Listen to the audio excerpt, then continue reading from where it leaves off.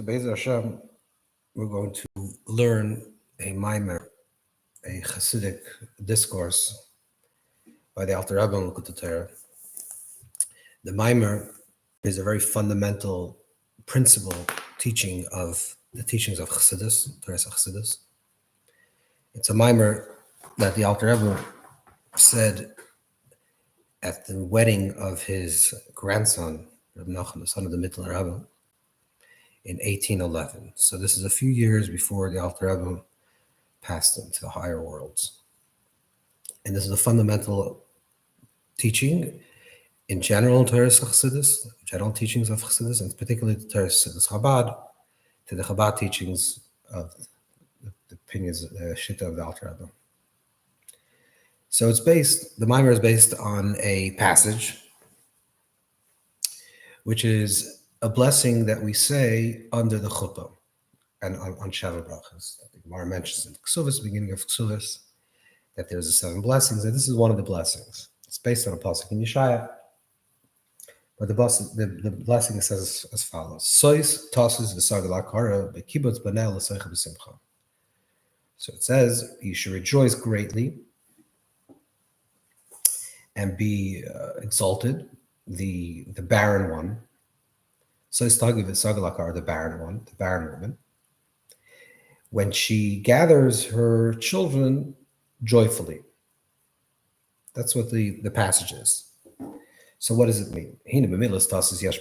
So the word tasis, sois tasis, rejoice greatly and exalt, the exaltation of the joy, could be understood in 2 ways. One is lashon poil v'oimet, the koi alakara, the simple, literal way we understand it.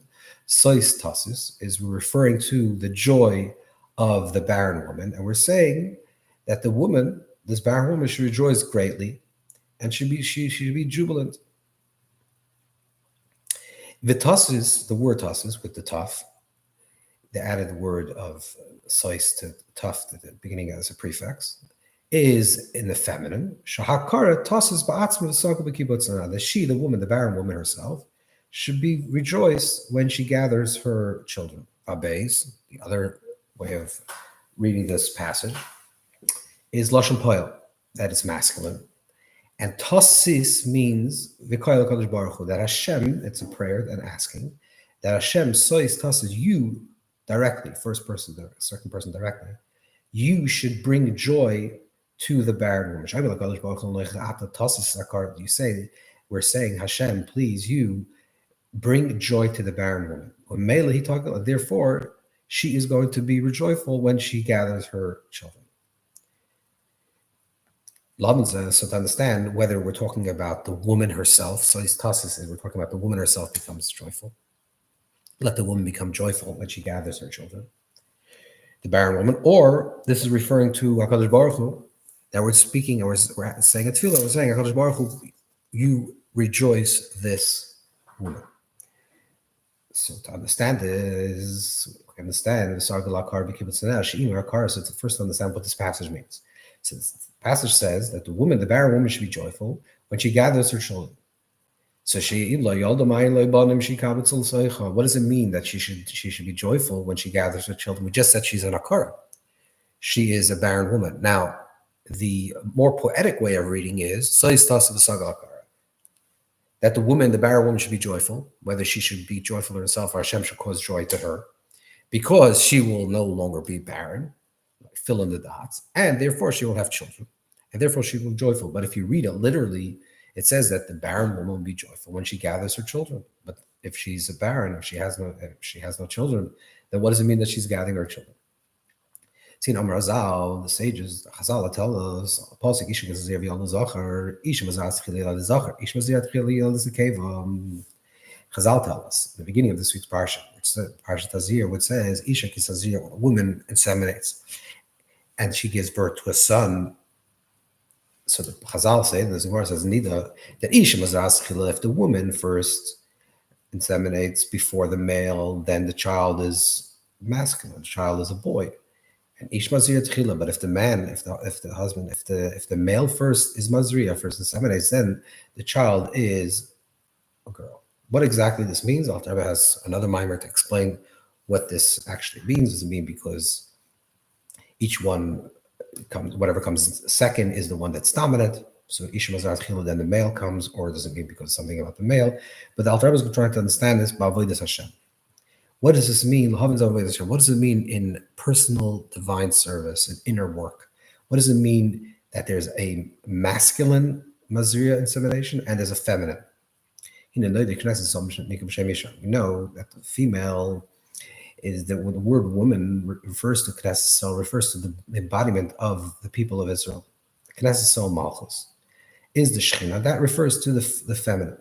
HaKadosh Baruch Hu Nikam B'Shem Yish. And HaKadosh Baruch Hu, the creator, is called our spouse. That's called the male. So there's the male and the female, the creator and creation, the giver and the receiver. So therefore, the Alter Rebbe says, when Knesset Yisrael, which is us, first is aroused and inseminates first, which means an awakening that comes from below, when there's an awakening, arousal that comes, that we desire to be connected to the divine, we desire to be connected to something higher, something that's transcendent. But the work comes from the inside out. It comes from our inner self, desiring to be connected, desiring and yearning and longing to be to connect to something that's transcendent. This is called in the language of the Zohar, in the language of the Ari. This is called halasman, the elevation of the feminine waters. When the feminine waters rise, which is when we have a desire to be connected, then that arouses. Everything that happens below arouses the equivalent above. So when there's an arousal of below, of a desire to connect, that arouses an awakening from above, which is called, in the classic language of Kabbalah, is called Amshachas Mad, the drawing down of mind of masculine water. Oh, Zai, then you let the Zachar. When the arousal comes from below, then the child that's born is considered a male, a boy. What does that mean? That this refers to a tremendous amount of love, a greater love. This is a love, that a desire of us desiring to be connected. And I don't want anything that's with you, Kaviyachla. I don't want anything that's with Hashem. I just want Hashem alone. I want the essence of the Creator. I want to be connected. Pirush, what does that mean? Even what seems to be close to you, which means close to HaKadosh Baruch Hu, close to Hashem. Even the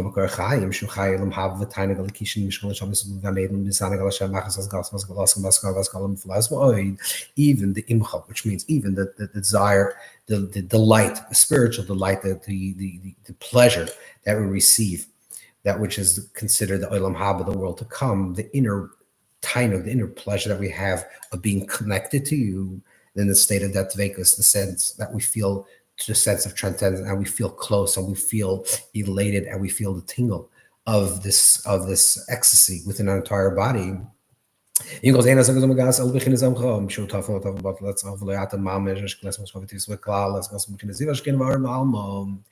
means is that even though we're connected, that we desire, we don't want the imcha, we don't want things that are connected to you. We want you alone, which means we want to be connected to the essence of the Creator. That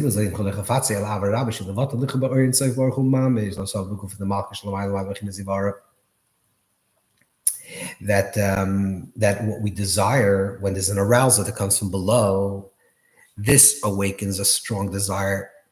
That then it comes a desire, arousal that comes from above. And what does that show up? It shows up at this tremendous amount of love that we have for our HaKadosh Baruch Hu, that we have to connect to Hashem. But the love is in a way that we want to be connected in a way to become completely absorbed within the Ein Sof, within the infinite light.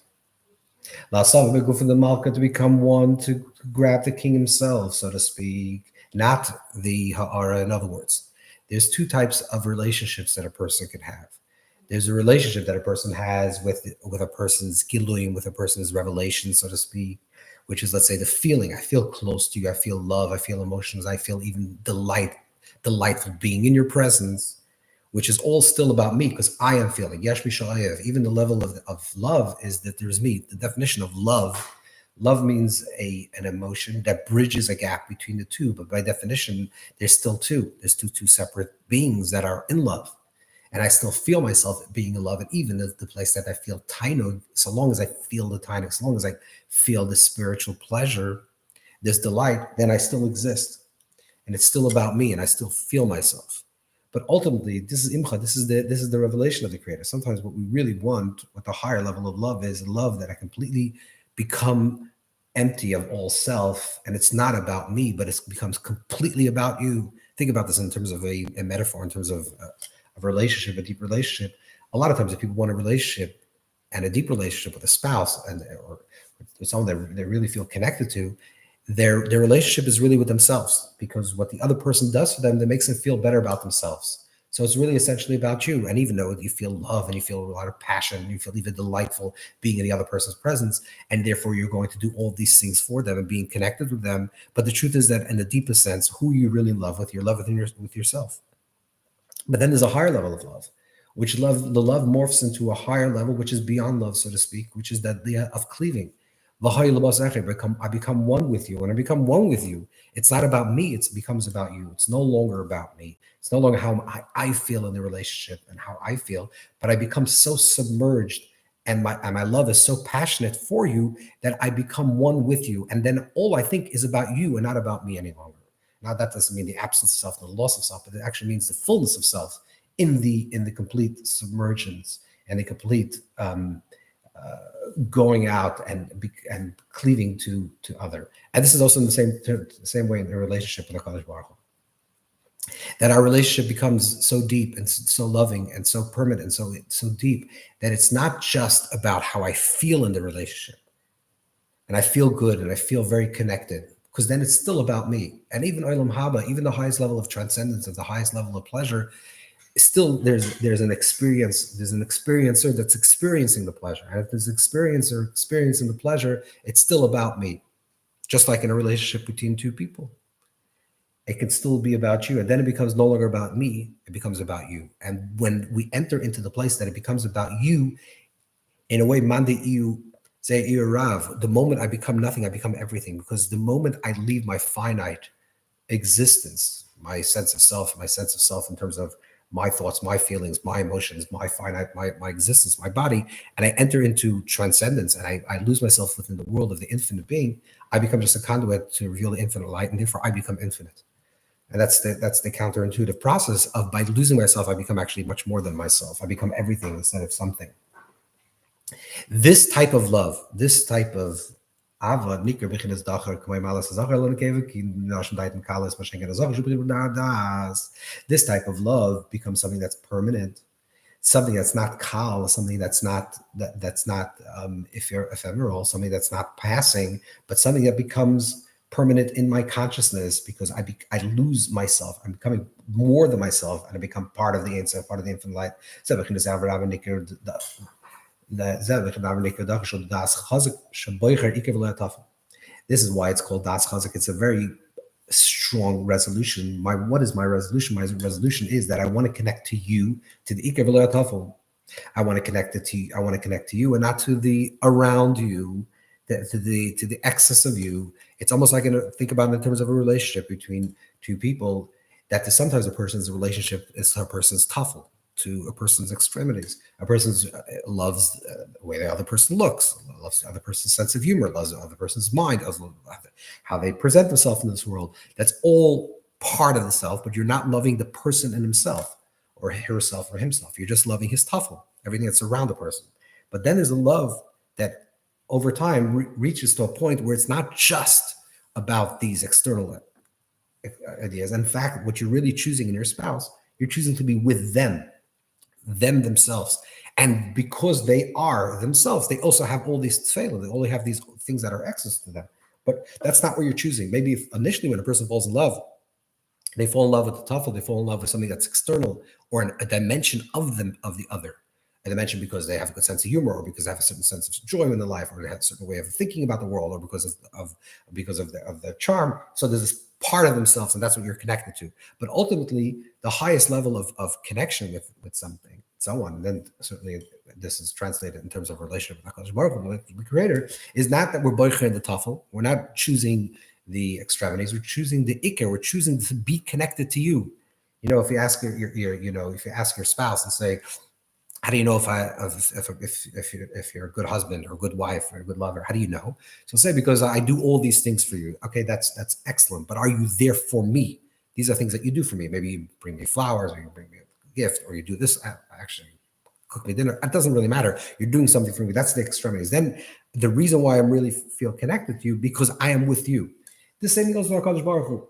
We can connect to the tafel, which is the ecstatic, the rapture, the feelings of feeling connected and feeling the joy of feeling love and feeling the tainu. That's beautiful, but that's just the wings. That's the Godfin. That's the wings to get us into the Garden of Eden. To get into the Garden of Eden, to get into the place of oneness, we have to pass through the cherev masapechas. We have to pass through the swirling swords, which means the swirling swords is love and awe. These are the emotions that get us to the place. But ultimately, if we want to get back to the Garden of Eden, we have to let go of all the tefillah. We have to let go of all the extremities and say, I want to be connected to you alone, fully. Like the Alter Rebbe famously used to say, I don't want the lower worlds. I don't want the higher worlds. I want you alone. I don't want anything that's besides you. Even though when a person becomes connected to HaKadosh Baruch Hu in a way that I'm connected to the essence and I'm not connected to the externals, I lose my sense of self, or my yeshes, my thoughts, my feelings, my experiences. That still, even a person loses everything, so to speak, he loses his yesh. A person's ready to give that up. A person's ready to give that up because I want to be connected to you. And it's not about me anymore. Maybe it was about me in order to get me to that place, but I want to be connected to you. And just, again, using the metaphor of relationships, I want to be connected to you. That's what really spouses want from each other. They want the connection that's beyond the feeling goods and the emotions, which is good because that's the place to get us to that place. That's the glue that gets the connection. But ultimately, I just want to be connected to you. And even though I'm going to lose myself in this process, I don't care. I want to be connected. Even though these are very high levels of spiritual delight and spiritual ecstasy and spiritual rapture, still, this is L'gabe Ein Sof Baruch Hu, the infinite light. In comparison to the infinite light, this is already an expression, even though it's a yud, even though it's a tiny little expression of selfhood. That's why Olam Haba is considered the world of yud. But yud is the first emergence of creation, like the Yisrael Sarug writes. The teachings of the Ari, that the beginning, there's an emptiness. There's only oneness. There's only this unity, and the emergence of light, the emergence of something separate from that, is the beginning. The first letter, which is the yud. The yud is the beginning of all aleph bays. The yud is a little point. Every aleph bays, every letter of aleph bays, which is the letters through creation just came to emergence. Everything begins with the letter yud. So that is the emergence already of some type of selfhood, because everything's just already in the different person's not interested in himself, even though they're going to feel better, even though it's a spiritual ecstasy. It's not the yeshes of the ego that feels, that I'm over you and higher than you, but even the yeshes of the experience of feeling of the divinity, feeling of Likus. I don't want that. I want to be connected to you. This is all avodah tachton. This is all the work that comes from Malamatlam, it comes from below. This is what the Mishnah says in others, that a person should not do a mitzvah l'kabel pras for the purpose of receiving reward. What is the reward? The reward is sort of the effects. It's not that you do the mitzvah for the rewards, but the effect. When I'm doing this mitzvah, this is what I'm going to feel. That's the light that I'm going to feel when I do this mitzvah. That's the ziva. That's the experience, the ecstasy that I'm experiencing. But what is that reward? The Alter Rebbe says that's why it's called prash. It's only like a part. It's only a division. It's only a specific thing. It's not the whole. A person's not interested in that particularity.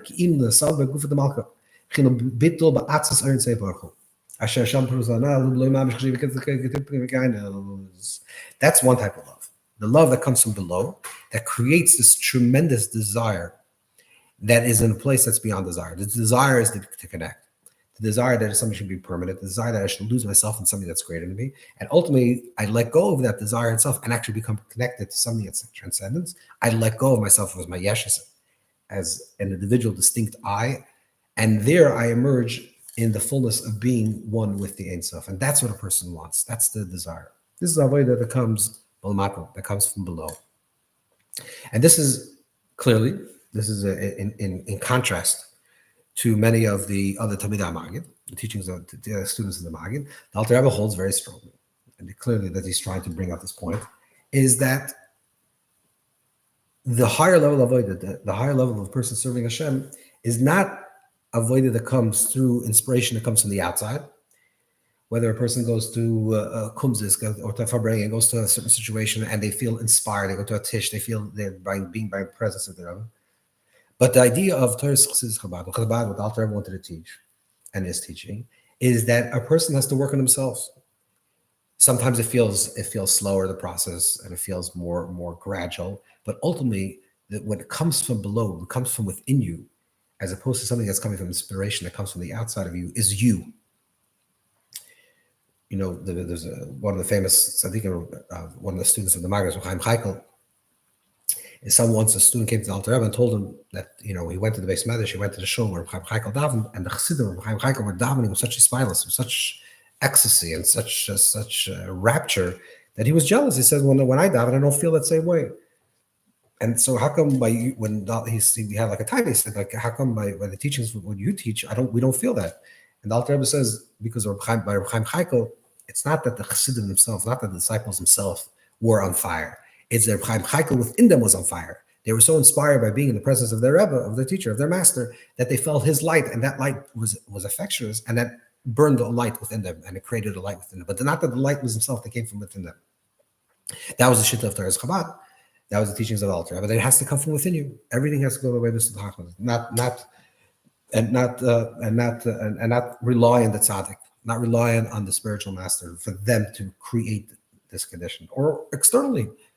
There's sometimes a condition where you enter into a euphoric state or a higher level of consciousness or awareness because you're present in a certain situation.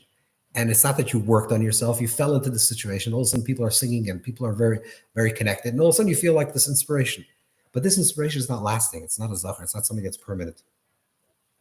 The difference between the metaphor, the difference between a zachar and a keva, between the masculine and feminine, not male and female, the masculine and feminine, is like Tosfos says himself, that the idea of a shir chadash and shir chadasha, that the difference is that a shir chadasha, the Chaim also speaks about this in the beginning of Tazria, that the idea of shir chadasha in the feminine represents a redemption and a song that afterwards also comes in galus, also comes in exile, which means that there's a high, but there's a low that follows it, and then there's another high. Versus a shir chadash, something that's permanent. Therefore, it's a shir agula shlema.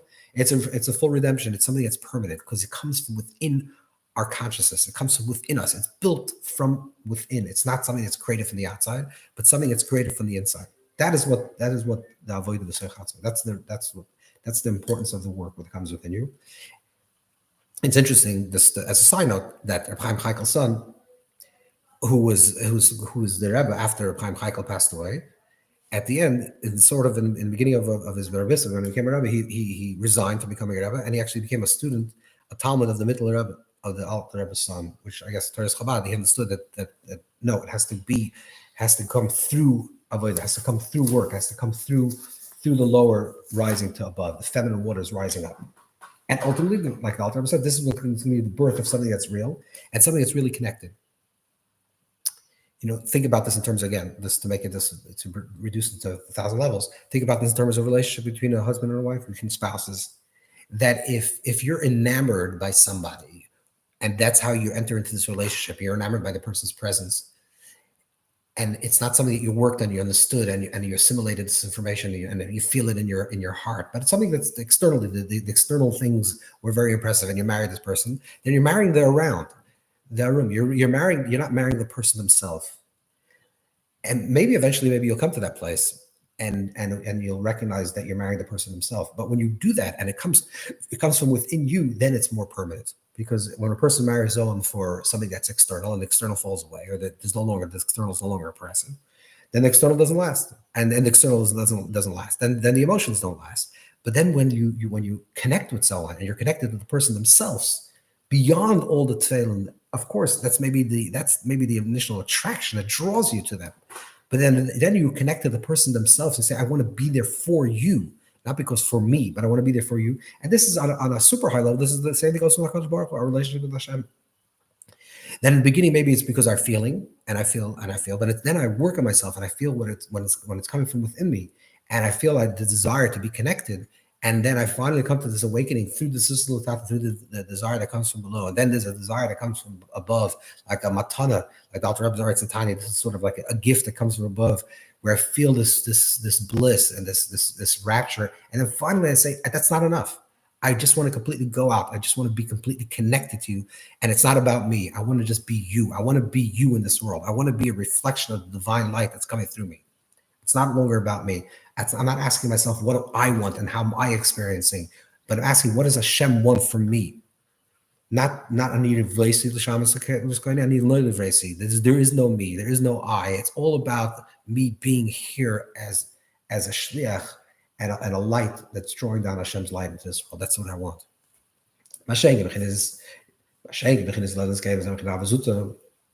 However, if the arousal comes from above, which means if it's an arousal that comes not from the working within your own consciousness, but it's just an effect that happens from something from around you, it's not coming from within you, that's called a small love. Because that what you're looking for the experiences. And you're looking to actually have experience, whether it's an experience of paradise, Gan Eden, on a higher level, lower level. Therefore,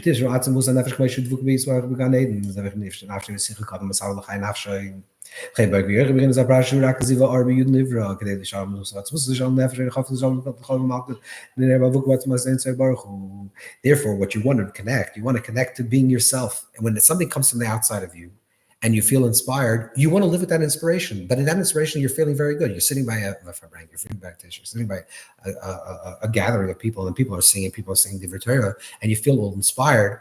You want to be in that state of inspiration. You don't want to just go out and be one. That's not that's not what you're seeking. You're seeking the pros. You're seeking the part. You're seeking the experiences. You're addicted to the experiences.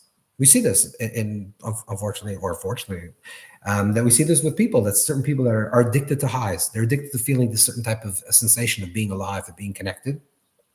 But it's all about themselves. So they're always looking for the other external thing that will induce this type of experiences. Some people take different types of things or try to create certain situations. But what are they looking for? They're looking to feel themselves. They're looking to feel themselves in this state of connection. That's nice, but it lasts only while it lasts, because it's not permanent. It's ephemeral. It's callous. It moves. It comes, and it's only about you. Since it's only about you and your feelings, so the feeling fades, the experience fades. Therefore, the feeling fades. You're doing it for yourself. This is what it means. That when the woman, the feminine, inseminates first, which means the arousal comes from below, then the thing that's created is something that's permanent, because what you're connecting to something is the permanence of something. When the relationship is not about how you look and how you smile and how you present yourself, but it's a relationship that I'm connected to you, then it's permanent. There's no difference. And this is 1,000 times more true when I'm related to HaKadosh Baruch Hu, I'm related to Hashem, not because of the experience that I'm feeling, because I feel this love and I feel this ecstasy and I feel this rapture, but I want to connect to you as you. Then the emotion or the relationship is something that's permanent, because it's not about the emotion. And when I don't even feel it, I still do. I'm feeling high, that's amazing, it's beautiful, and therefore I'm doing your will. But even when I'm feeling low, it's also amazing and it's also beautiful, because I'm still doing your will. I'm still connected to you. I'm always connected to you. And it's not about how I feel in the connection. I'm always connected to you because I'm connected to you. And when I'm connected to you, that does make a difference in my highs and my lows. However, when something comes from inspiration, it comes from above. And you're waiting to be inspired, you're waiting to be induced into a certain state, but you don't want to work through the process of getting to that place. You want something external to affect you, to get you to that place. So then you're just addicted to the high. You're addicted to the high. It lasts as it lasts. And it's just a process, it's just a part. You're not really connected to the essence. Then when something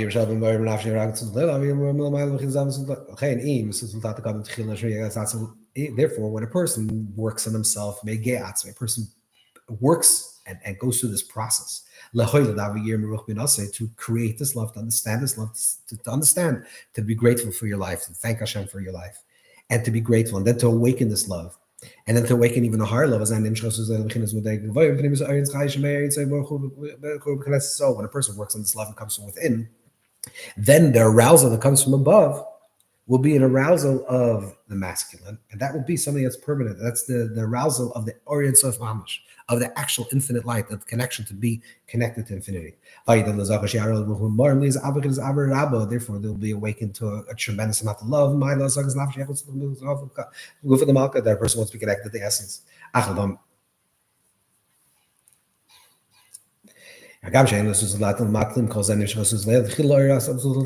But sometimes that doesn't work. Sometimes you're waiting for some type of inspiration that's coming from below, from above. That's Ishma Tchila. That's Ish, that's the masculine is inseminates first, which means the above, in this image of a man below and God above. Then it comes from something that's outside of himself. Then it's only then it's only external, and therefore it doesn't create a lasting and permanent love. So this is the first idea.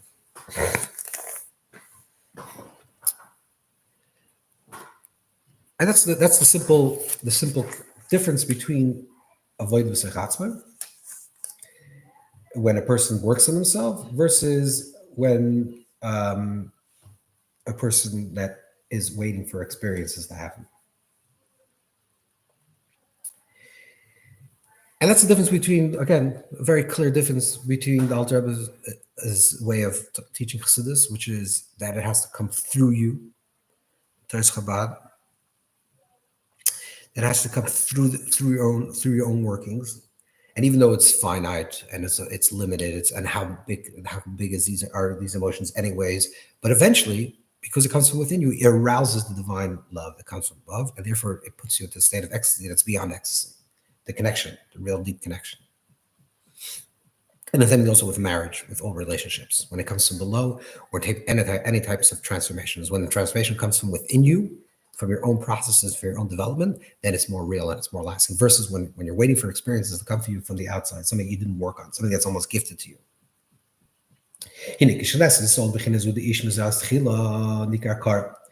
Now the Alter Rebbe says, when the awakening, the arousal comes from above, that's considered an akara. That's considered a barren woman. We are the women. Knesset Yisrael is the woman. That's considered a barren woman. So even though we're giving birth to something, when there's an arousal that comes from above, there's a birth. There's a birth of the nekeva. But that's not considered a real birth, because that's not a permanent birth. So that's why this passage says that the akara, who is the barren woman, who awaits a type of arousal that comes from above, and therefore gives birth to a child, but the child is not permanent, that's still considered an akara. That's still considered a barren woman. Because this child that was this birthing of this new reality, of this love that was created, is not something that was created through your own doing. Because it was created through inspiration that came from love. Therefore, that birth, what's created, cannot be considered your child. In other words, if you are inspired, and you are inspired from something that's external, or some type of substance, or some type of external experiences that create this emotion, and you do feel the emotion feels very real to you, it cannot be considered your child. You didn't create it. It was created for you. So in essence, you're still a barren woman, so to speak. You still didn't give birth to real emotions. So this is different. What is the passage saying? Even when in a situation where a person is in a car, which means that the awakening comes from above. It's not something you worked on. It's you're walking down the street and all of a sudden you're awash. And the Baal Shem Tov says this is like a yirei love. Something happens to you and you're not even sure why this happens. And because this is a service, this is some type of awakening that comes from your neshama, from something that's beyond you, that you feel deep emotions, a deep longing, and deep love, and deep yearning to be connected to the divine. So even though you're akar, which means you didn't give birth to these emotions, Because the surus layla, the awakening above, came before the awakening of below. So the passage says that even in a situation like this, there still can be children. There can still be the birth of male children, which means the birth of something that's more permanent in this metaphor of masculine and feminine. Vechia says, how's this possible? How is it possible that an inspiration that comes from above, that you didn't work on, should also create and birth emotions that are lasting and are holy? And here's where the pure Torah Chassidic comes in. Therefore, the verse says, the passage says, when they're gathered, the children are gathered with joy. Because what does joy do? Through the simcha of a mitzvah, you can have this level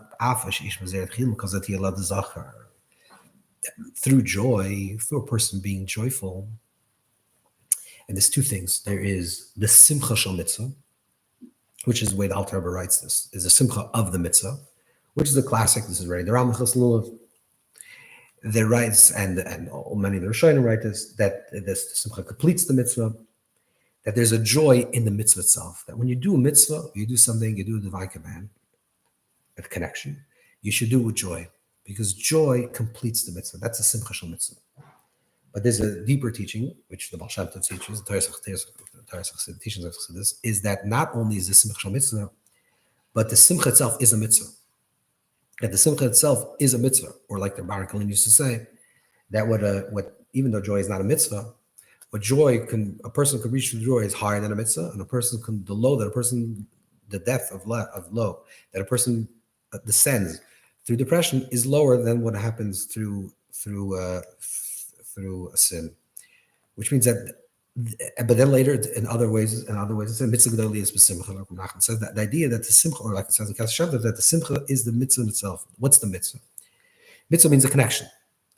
So when a person feels the joy in being connected to HaKadosh Baruch Hu, being connected to Hashem, that in itself is the mitzvah, the simcha of the mitzvah.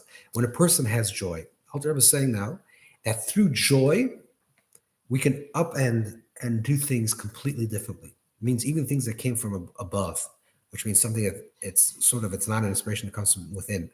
It's something that comes from without us. But through joy, we can reach the highest madrigas. The L'chayim pasuk says, the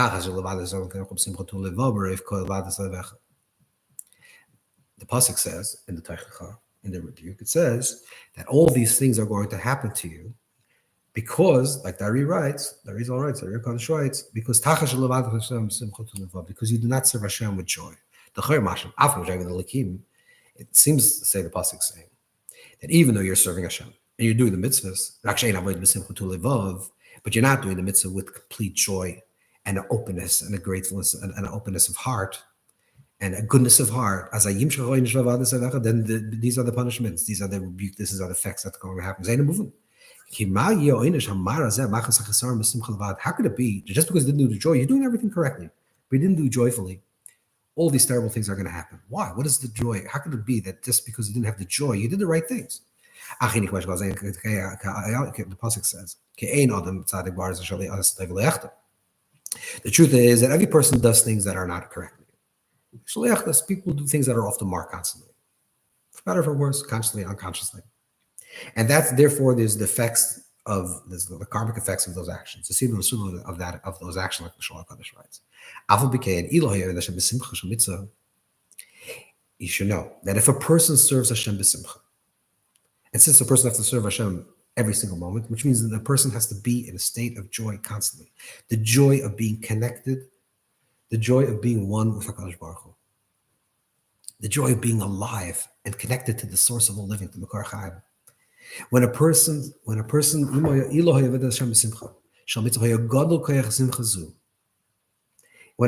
in a state of joy, a person should know this awakens and arouses the joy above, because we said everything is a reflection of each other. Whatever comes in Mila, Whatever is above comes mimach, comes to you like the Torah of the Magid. The Gur writes as well, Nefesh Chaim writes the same as Zarba.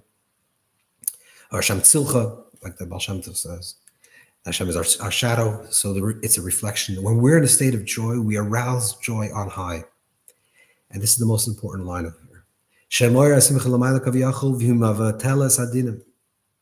And through that, through joy, the person is in a joyful state, of the joy of a mitzvah, of joy of being connected, of being alive to the source of all life, to be connected to the Malachayim, to the living God.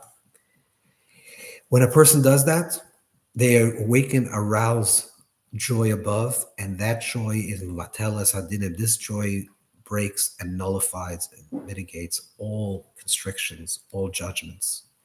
Whatever even a person sort of deserves because of their actions, the effects of their actions, something that's negative, in this life or in the past life, there's a remedy to undo everything, to undo the effects of all type of din. And the remedy to undo all dinim, all judgments, all harsh dinim, is like it says in Chassidus, and the Baal Shem Tov and the Alter Rebbe is reiterating this idea, is through joy.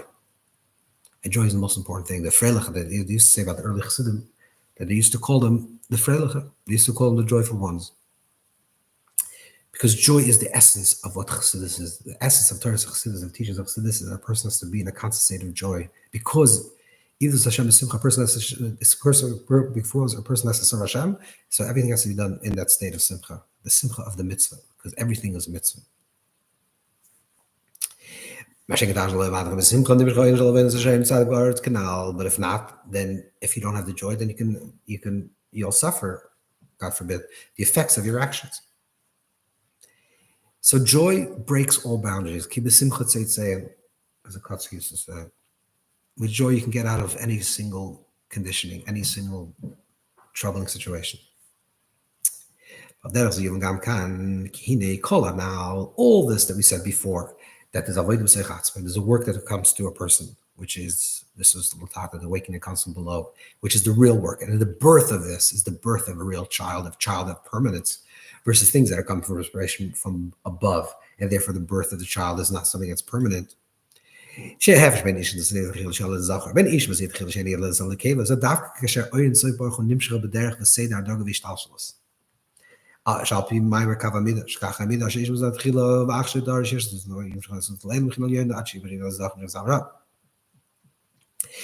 should know that this is only when things work in a natural order, in a structured order. In a structured order, this is the way it works. There's Allah Asman, which is the arousing of feminine waters that come from below, which means us in relationship to HaKadosh Baruch Hu, to the Creator. We're moving upwards, and therefore that draws down Allah Asman. And when that happens, the birth of that emotions, of that situation, will create emotions that are holy and grounded and are permanent, and in a way that we want to be completely transcendent of any type of feeling, and even the highest level of feeling, but still about feeling, even rapture and ecstasy, but it's still about me, but I just want to be connected to you, versus the other relationship, which is that I'm waiting for things to come from above. I'm waiting for some type of inspiration to come to me. And then the birth of that child is something that's impermanent. The Torah says that today, this generation, that we're starving for experience. In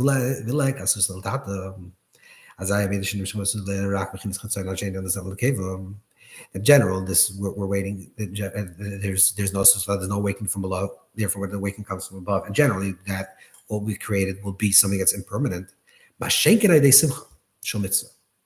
You should know, if you can bring joy to the experience that you're having, when you're having this experience, even if it was induced, if this is a relationship, if this is a situation where you entered into a certain state, because you were entered in a group of people and everyone's singing and everyone's inspired, and therefore you felt inspiration, not only do you feel good, but all of a sudden you started feeling joy. You were able to create joy in that experience. Simcha, real joy of being connected, of the midst of being connected to HaKadosh Baruch Hu. You were able to connect to that inner joy. When a person creates joy, even though the inspiration came from above, and it didn't come from below, it didn't come from within you, but you were able to reach Simcha.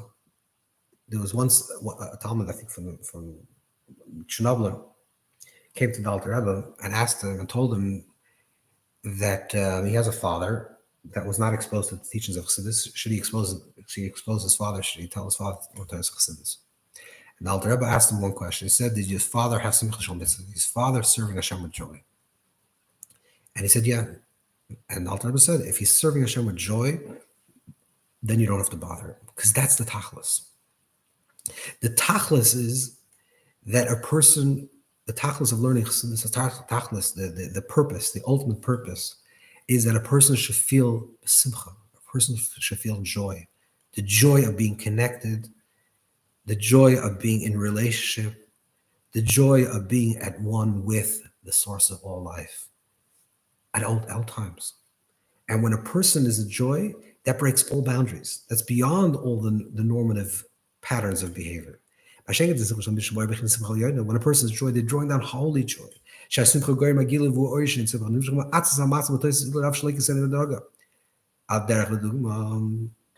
when a person draws down the joy of the above, that it draws on a love, a joy that breaks all boundaries and all limitations. The Alter Rebbe gives an example. The Rebbe is giving an example by a wedding. The Rasha brings this mashal also with regards to real joy. Simcha paired together. The simcha breaks all boundaries. That a person is joyful. The Alter Rebbe was talking about that it happened. This is a joyful experience. So he's marrying off a grandchild.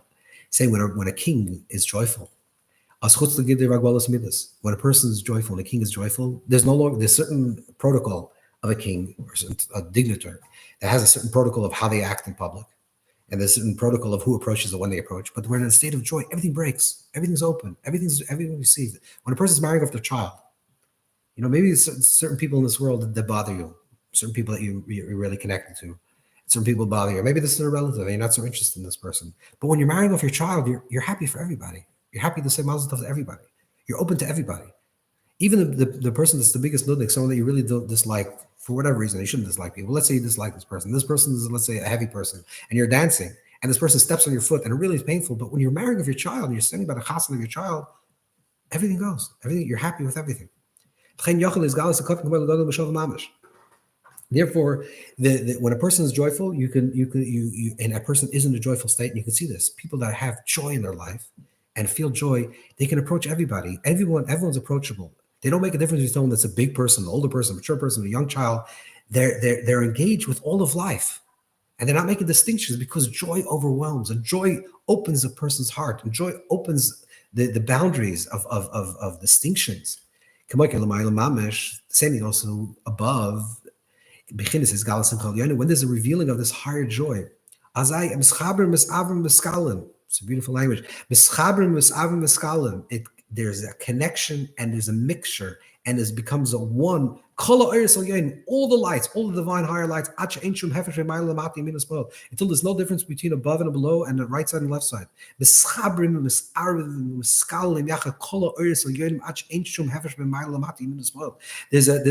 a tremendous revelation of light that doesn't make a distinction between up and down and right and left. Then when the joy, because of this joy that was originally aroused because a person has this joy in the experience, a person that is living with joy. So even when they're experiencing effects, they're experiencing they're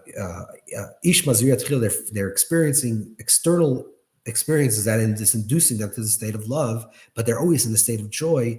Then that situation where generally it should be akara, there should be a barren woman, which means you're not creating a child, a permanent child. You'll say the child, there'll still be children. There'll still be this is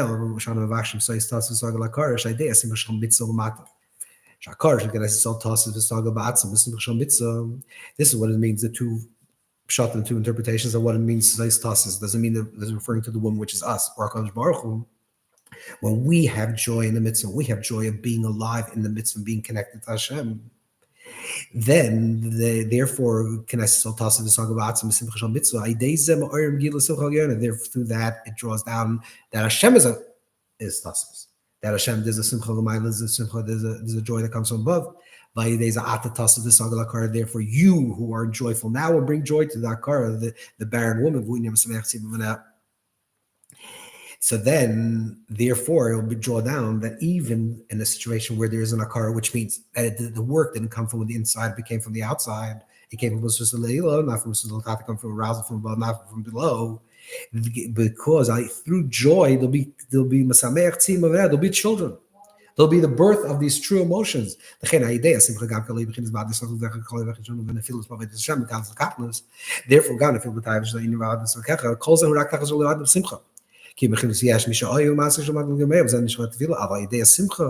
because this is all right. The reason why a person fluctuates and moves from higher and lower in different states and sometimes falls is because it's all about themselves. But when a person's joy, when a person has joy, which is also in place of humility in a connection, therefore there won't be any difference between being high and low, between one state and the other state, and it'll be permanent emotions, permanent birth of the proper emotions, which will be created through joy. So joy, to say it in a very simple language, joy is the most essential, joy of being connected, joy in the feeling, the connection. HaKadosh Baruch Hu is the most important ingredient to draw down and to break all types of judgments, all type of negativities, even the things that maybe you deserve because of this life and the other life. But when a person does things with joy, everything is mitigated because that joy is joy above. And just like a person is joyful in a state of joy, there is no difference between above and below and the right and the left. And you're open to everything and to everyone. The same thing also, you're drawing down this higher light that allows you to experience all this permanently.